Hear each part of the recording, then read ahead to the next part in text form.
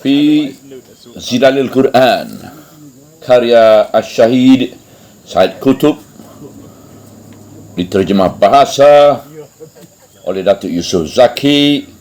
Semoga Allah memberkati dan merahmati ruh-ruh mereka.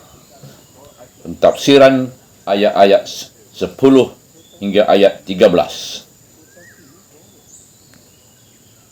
Di dalam rangkaian ayat-ayat berikut, Al-Quran beralih pula menjelaskan nasib kesudahan orang-orang yang kafir dan undang-undang Allah yang tidak pernah mungkir menghukumkan mereka dengan sebab dosa-dosa mereka.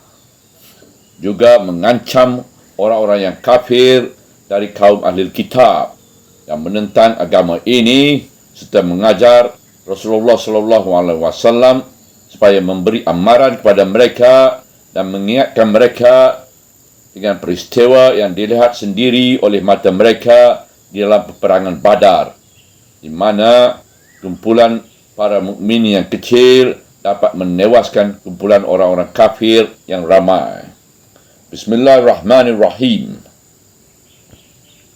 Sesungguhnya orang-orang yang kafir itu tidak akan dapat sekali-kali diselamatkan oleh harta mereka dan tidak pula oleh anak-anak mereka dari azab Allah walau sedikit pun. Dan mereka adalah bahan-bahan bakar api neraka. Ayat ke-10. Mereka seperti keadaan kaum Fir'aun dan orang-orang yang sebelum mereka. Mereka mendustakan ayat-ayat kami, lalu Allah seksakan mereka dengan sebab dosa-dosa mereka. Dan Allah itu amat berat hukumannya. Ayat 11. Katakanlah pada orang-orang yang kafir, kamu tetap akan dikalahkan dan dikumpulkan di dalam neraka Jahanam. Dan itulah seburuk-buruk tempat kediaman. Ayat 12. Sesungguhnya bagi kamu terdapat satu bukti kekuasaan Allah pada dua kelompok yang berperang. Satu kelompok berperang kerana sabilullah dan satu kelompok lagi kafir. Mereka melihat mereka pejuang fi sabilillah dengan mata kepala mereka dua kali ganda banyaknya dari bilangan mereka, dan Allah menguatkan dengan pertolongannya siapa yang dikehendakinya. Sesungguhnya di dalam peristiwa itu terdapat pengajaran kepada orang-orang yang mempunyai mata hati. Ayat ke-13. Amaran kepada Bani Israel. Ayat-ayat ini datang untuk ditujukan kepada Bani Israel dan mengancam mereka dengan nasib kesudahan yang telah menimpa orang-orang kafir sebelum dan selepas mereka. Ia mengandungi tarikan perhatian yang halus dan mendalam maksudnya. Ia mengingatkan mereka dengan nasib kesudahan yang telah diterima oleh kaum Fir'aun. Allah telah membinasakan kaum Fir'aun dan menyelamatkan Bani Israel. Tetapi ini bukanlah bererti Allah memberi hak istimewa kepada Bani Israel jika mereka memilih jalan yang sesat dan kafir. Ini tidaklah pula bererti Allah melindungkan mereka dari dicap sebagai kafir apabila mereka menyeleweng dan menyelamatkan mereka dari menerima balasan orang-orang yang kafir di dunia dan akhirat, sebagaimana yang telah diterima oleh kaum Fir'aun, yang mana Allah telah selamatkan kaum mereka darinya. Begitu juga Al-Quran mengingatkan mereka dengan kekalahan kaum kafir Quraisy di dalam peperangan Badar untuk menegaskan kepada mereka bahawa undang-undang Allah itu tidak pernah mungkir dan bahawa tidak setiada siapa yang berkuasa menyelamatkan mereka dari balasan Allah seperti yang telah ditimpakannya ke atas kaum Quraisy. Yang menjadi sebab dan punca balasan itu ialah kekafiran. Tiada siapa pun yang mempunyai pengaruh ke atas Allah dan tiada siapa pun yang berhak mendapat syafaat melainkan dengan keimanan yang betul. Bismillahirrahmanirrahim. Sesungguhnya orang-orang yang kafir itu tidak akan dapat sekali-kali diselamatkan oleh harta mereka dan tidak pula oleh anak-anak mereka dari azab Allah walau sedikit pun. Harta kekayaan dan anak-anak merupakan tempat-tempat harapan untuk mendapat naungan dan perlindungan. Tetapi kedua-duanya tidak berguna suatu apapun pada hari kiamat yang pasti akan tiba itu. Kerana Allah tidak pernah memungkiri janjinya. Pada hari itulah mereka akan menjadi bahan-bahan api neraka. Ayat 10. Ungkapan ini mencabut dari mereka segala ciri-ciri istimewa makhluk insan yang ada pada mereka dan menggambarkan mereka sebagai kayu-kayu dan bahan-bahan bakar sahaja. Ya, harta kekayaan dan anak-anak yang disertai pula dengan pangkat kebesaran dan kuasa itu tidak dapat menyelamatkan mereka sedikit pun dari azab Allah di dunia ini. Bismillahirrahmanirrahim. Mereka seperti keadaan kaum Fir'aun dan orang-orang yang sebelum mereka. Mereka mendustakan ayat-ayat kami, lalu Allah seksakan mereka dengan sebab dosa-dosa mereka, dan Allah itu amat berat hukumannya. Ayat ke-11. Ini adalah satu contoh yang telah berlalu dan berulang-ulang di dalam sejarah, dan Allah telah mengesahkannya yang terperinci di dalam kitab suci Al-Quran yang menggambarkan undang-undang Allah terhadap orang-orang yang mendustakan ayat-ayatnya, yaitu undang-undang yang dikendalikannya mengikut kehendak iradatnya. Oleh itu, jelaslah tiada keamanan dan tiada jaminan bagi setiap pendusta ayat-ayat Allah. Kini jelaslah bahawa orang-orang kafir dari orang-orang yang kafir dan mendustakan dakwah Muhammad sallallahu alaihi wasallam dan ayat-ayat Al-Quran yang membawa kebenaran yang diturunkan Allah kepada beliau adalah terdedah kepada akibat yang sama di dunia dan di akhirat.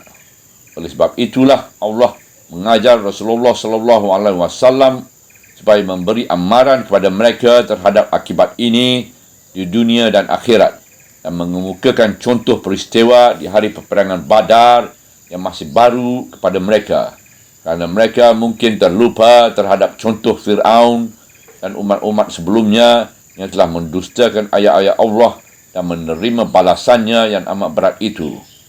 Bismillahirrahmanirrahim. Katakanlah kepada orang-orang yang kafir, kamu tetap akan dikalahkan dan dikumpulkan di dalam neraka Jahanam, dan itulah seburuk-buruk tempat kediaman. Ayat 12. Angkatan mukminin yang kecil mengalahkan angkatan yang besar. Sesungguhnya bagi kamu terdapat satu bukti kekuasaan Allah pada dua kelompok yang berperang. Satu kelompok berperang kerana sabilullah dan satu kelompok lagi kafir. Mereka melihat mereka pejuang fi sabilullah dengan mata kepala mereka dua kali ganda banyaknya dari bidangan mereka, dan Allah menguatkan dengan pertolongannya siapa yang dikendakinya. Sesungguhnya di dalam peristiwa itu terdapat pengajaran pada orang-orang yang mempunyai mata hati. Ayat 13. Firman Allah Ta'ala, mereka melihat mereka pejuang-pejuang fi sabilillah dengan mata kepala mereka dua kali ganda banyaknya dari bilangan mereka. Dapat dimaknakan dengan dua tafsiran, iaitu pertama, ganti nama yang pertama pada kata-kata mereka melihat. Itu kembali kepada orang-orang kafir, iaitu orang-orang kafir melihat, dan ganti nama yang kedua pada kata-kata melihat mereka, kembali kepada orang Islam. Jadi erti ungkapan ini ialah orang-orang kafir yang ramai itu melihat orang-orang Islam yang sedikit itu sebanyak dua kali ganda bilangan mereka. Ini adalah dari kehendak tadbir Allah yang telah membuat daya khayal kaum musyrikin melihat kaum muslimin berada dalam bilangan yang banyak, sedangkan bilangan mereka hanya sedikit dan kecil. Dan ini menyebabkan hati dan pendirian mereka menjadi goyah dan takut. Tafsiran yang kedua ialah kebalikan dari tafsiran yang pertama, iaitu orang-orang Islam melihat bilangan orang-orang kafir 2 kali ganda lebih ramai dari mereka. Sedangkan sebenarnya bilangan kaum musyrikin 3 kali ganda lebih ramai dari kaum muslimin. Namun demikian mereka berjuang dengan tabah dan berjaya mendapat kemenangan.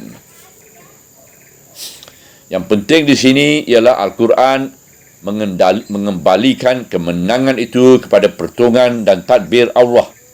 Kerana ini merupakan penghinaan dan amaran pada orang-orang yang kafir, di samping merupakan peneguhan kedudukan orang-orang yang beriman dan pengecilan terhadap kedudukan musuh-musuh mereka, supaya mereka tidak takut pada musuh-musuh mereka.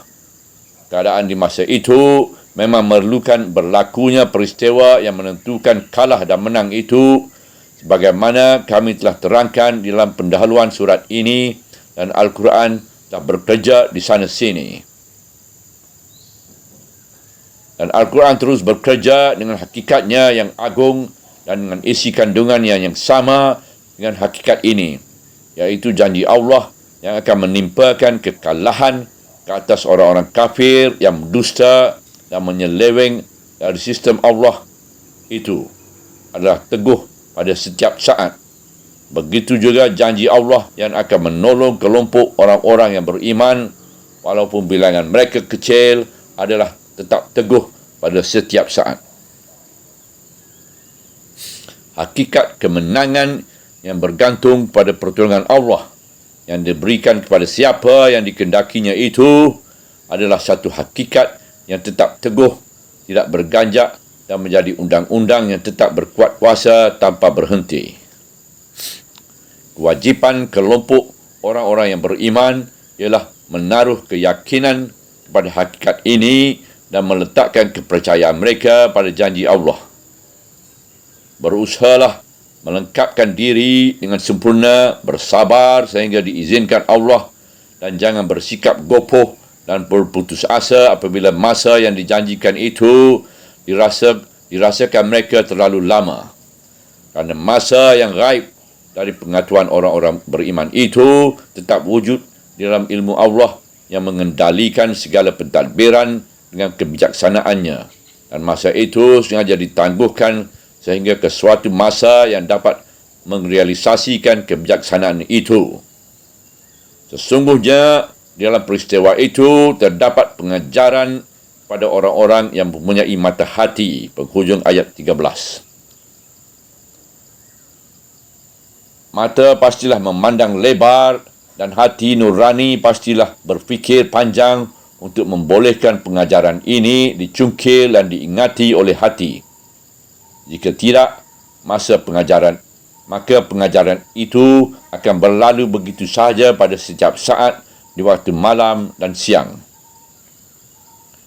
Di dalam bidang pendidikan kelompok muslimin, Al-Quran mendedahkan pada mereka pendorong-pendorong atau kecenderungan-kecenderungan semula jadi manusia yang halus yang menjadi titik tolak penyelewengan apabila kecenderungan-kecenderungan itu tidak dikawal dengan penuh kewaspadaan, dan apabila jiwa manusia tidak mempunyai cita-cita yang tinggi dan tidak mencintai nikmat-nikmat yang disediakan di sisi Allah yang lebih baik dan lebih bersih. Keinginan semula jadi manusia, perbuatan asyik dan leka dalam memuaskan keinginan nafsu yang rendah dan melayani kecenderungan-kecenderungan semula jadi, itulah yang membuat hati manusia terlalu sibuk untuk berfikir dan mengambil iktibar. Ia mendorong manusia membenamkan diri mereka di dalam urusan kenikmatan-kenikmatan fizikal yang dekat dan menghalangkan mereka dari kenikmatan-kenikmatan yang lebih luhur dan tinggi. Ia menjadikan perasaan manusia kasar hingga mereka tidak dapat mencapai kenikmatan meletakkan harapan pada nikmat-nikmat yang lebih tinggi yang wujud di sebalik kenikmatan-kenikmatan yang dekat itu. Ia juga tidak dapat mencapai kenikmatan mempunyai minat dan cita-cita yang besar yang layak dengan peranan manusia yang agung di bumi ini dan layak dengan makhluk yang telah dilantikkan Allah selaku khalifah di dalam kerajaan bumi yang lebar ini. Namun demikian, oleh sebab keinginan-keinginan dan kecenderungan-kecenderungan ini merupakan keinginan-keinginan semula jadi yang ditugaskan oleh Allah untuk memainkan peranan yang asasi bagi memelihara hayat manusia dan kesinambungannya, maka Islam tidak menyaran agar keinginan-keinginan ini ditekan dan dibunuh. Malah, ia menyaran supaya keinginan ini dikawal, diatur, dikurangkan kekencangannya dan ditahankan sifat keterburuannya. Islam menyaran agar seseorang itu mengawal dan menguasai dorongan-dorongan keinginan-keinginannya, bukannya dikuasai oleh keinginan-keinginannya. Islam menyuruh seorang itu menguatkan semangat, mempertingkatkan diri dan memandang kepada matlamat-matlamat yang lebih tinggi. Oleh sebab itulah, ayat-ayat Al-Quran yang mengendali bimbingan pendidikan ini membentangkan keinginan semula jadi ini, dan di sampingnya itu membentangkan sejauh mata memandang berbagai-bagai jenis kenikmatan jiwa raga di alam akhirat yang akan dicapai oleh mereka yang berjaya mengawal diri mereka dalam kehidupan dunia ini dan asyik dan leka dalam kenikmatan-kenikmatan yang amat enak dan berjaya memelihara sifat-sifat kemanusiaan mereka yang luhur. Hanya dalam sepotong ayat sahaja, Al-Quran mengumpulkan kenikmatan-kenikmatan dunia yang paling disukai oleh nafsu manusia, iaitu wanita, anak-anak, harta kekayaan yang banyak, kuda-kuda, ladang-ladang, dan bendang-bendang yang subur, dan ternakan. Inilah intisari dari kenikmatan-kenikmatan dunia yang digemari manusia. Sama ada kegemaran itu kerana kenikmatan-kenikmatan itu sendiri atau dengan sebab kenikmatan itu dapat memberi kenikmatan yang lain pada mereka. Kemudian di dalam ayat selanjutnya, Al-Quran akan membentangkan kenikmatan-kenikmatan yang lain di alam akhirat, iaitu taman-taman syurga yang mengalir di bawahnya berbagai-bagai sungai, isteri-isteri yang suci, dan kemuncaknya ialah keredaan Allah. Semua kenikmatan-kenikmatan ini disediakan untuk mereka yang memandang jauh dari nikmat-nikmat dunia dan menyambungkan hatinya dengan Allah sebagaimana diterangkan oleh dua rangkaian ayat-ayat yang akan diperbincangkan di masa hadapan.